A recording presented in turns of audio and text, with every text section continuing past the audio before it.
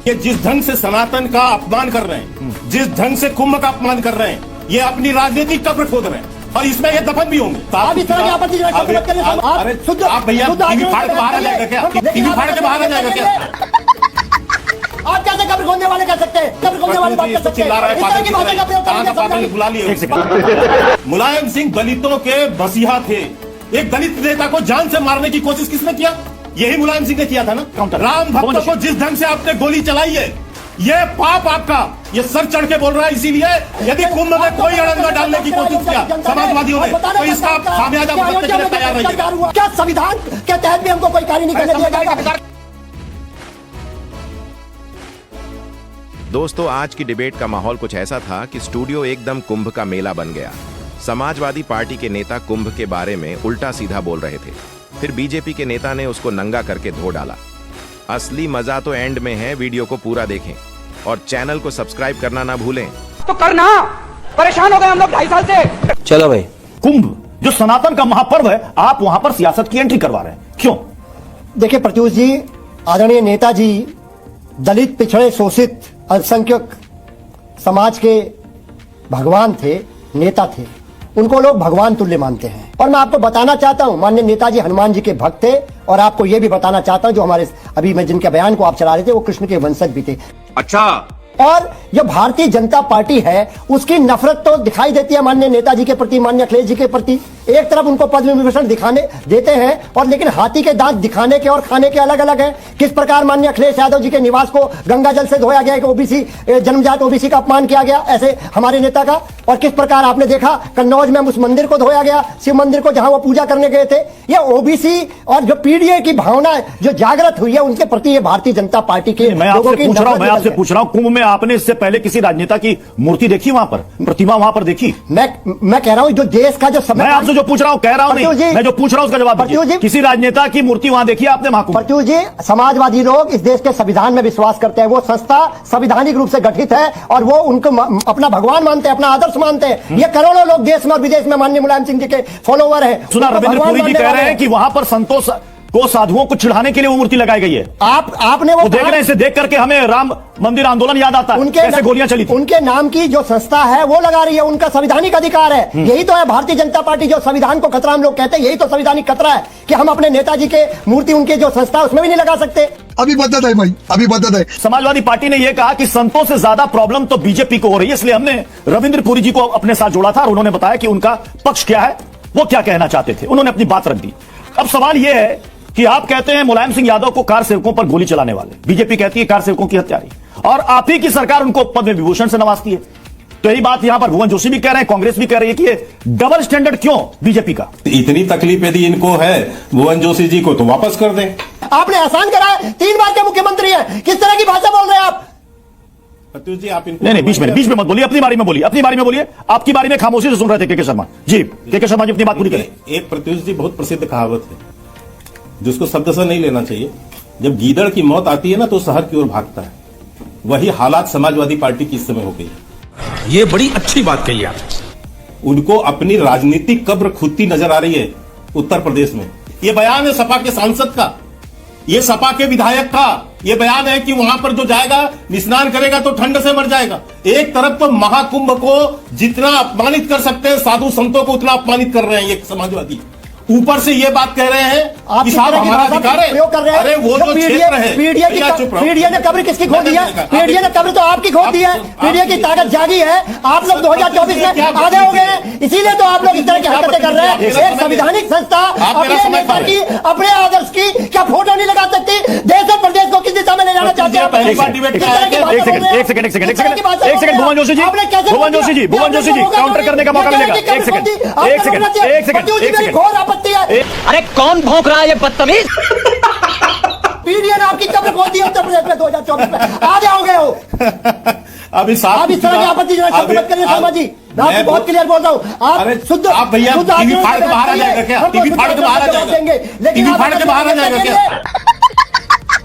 मैंने कहा है इनकी राजनीतिक कब्र खुद रही है। आप कैसे कब्र खोदने वाले कर सकते हैं? ये नेशनल चैनल है, आप कैसे कब्र खोदने वाली बात कर सकते हैं? इस तरह की भाषा का प्रयोग करके बुला लिए। मैं पुनः कह रहा हूं हाँ, कि ये जिस ढंग से सनातन का अपमान कर रहे हैं, जिस ढंग से कुंभ का अपमान कर रहे हैं, ये अपनी राजनीतिक कब्र खोद रहे हैं। मैं फिर कह रहा हूं इनको, और इसमें ये दफन भी होंगे। क्या बात है सर, क्या बात है सर, क्या बात, ये बात है। मुलायम सिंह दलितों के मसीहा थे, वो क्या पीटीए पता नहीं क्या के मसीहा थे। मैं प्रत्युष जी एक उदाहरण आपके सामने मात्र रखता हूं। दलितों की सबसे बड़ी नेत्री कौन थी, कौन है? मायावती जी है ना। आज उसी मायावती का रेस्ट हाउस कांड भुवन जोशी को याद नहीं होगा। क्या दुर्व्यवहार किया, जान से मारने की कोशिश किया। एक दलित नेता को जान से मारने की कोशिश किसने किया? यही मुलायम सिंह ने किया था ना।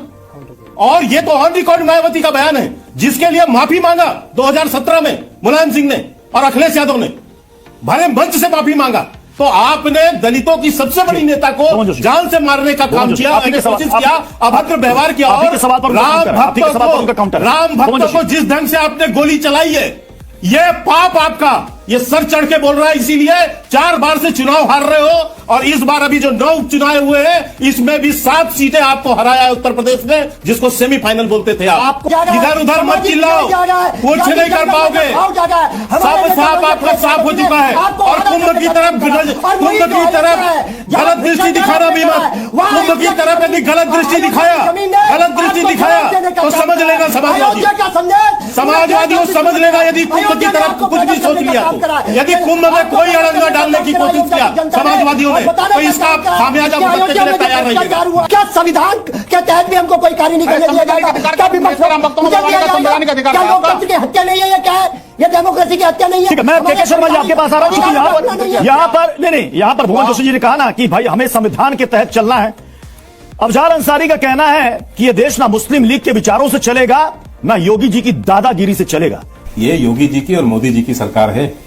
किस तरह से थर थर कांप रहे थे इनके लोग, इनको समझ में आ जाना चाहिए। चाहे वो मुख्तार अंसारी हो और चाहे अतीक अहमद हो, और चाहे और भी सपा के जिनके कब्रों पे जाकर जिनके भैया ये काहे को पागल हो जाता है। भुवन जोशी जी अपनी बात में बोले, के शर्मा अपनी बात रखें। नहीं, ये तो सारे देश ने देखा प्रत्युष जी की अखिलेश यादव मुख्तार अंसारी के कब्र में जाकर खड़े होकर फूल चढ़ा के कहते हैं ये प्रतिष्ठित परिवार का व्यक्ति था, जिसके ऊपर 70 माफिया केस 10 केसों में आजीवन सजा हो चुकी थी।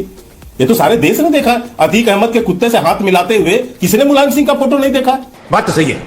अब हमें गाली दे रहे हैं। एक सेकंड, कौन आपको गाली दे रहा है? विनोद जी हमको गाली दे रहे हैं। कौन गाली दे रहा है आपको? ये देखिए किस तरह की बात है। किसने गाली दी आपको? किसने गाली दी? किस तरह के शब्दों का किसने गाली दी आपको? किसने गाली दी?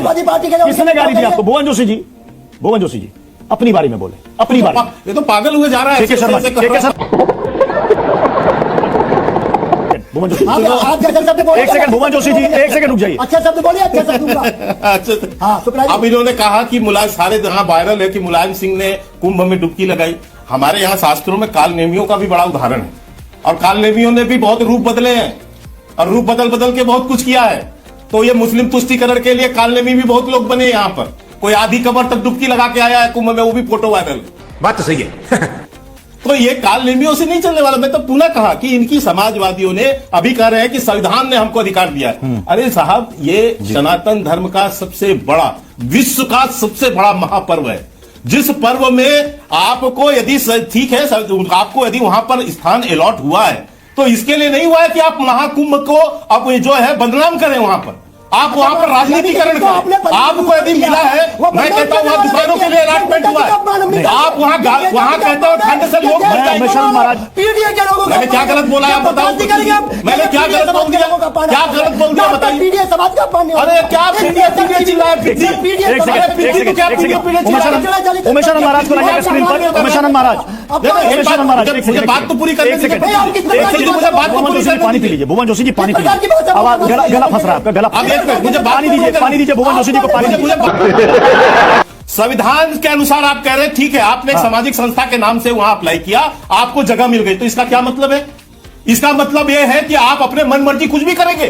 आप वहां के महाकुंभ की पवित्रता का कोई ध्यान नहीं रखेंगे। आप वहां कोई भी दुकान खोल सकते हैं, आप साधु संतों को अपमानित कर सकते हैं, साधु संतों के अपमान की बात कर सकते हैं। संविधान का अधिकार है। उमेशानंद महाराज, भुवन जोशी जी इसीलिए कह रहा हूँ पानी पी लीजिए भाई, पानी ला के दीजिए। इसीलिए मैं कह रहा हूँ असादी जी भी असादी जी समझाइए। इसलिए मैं कह रहा हूँ पानी पी लीजिए, गला बैठ जाए। खत्म।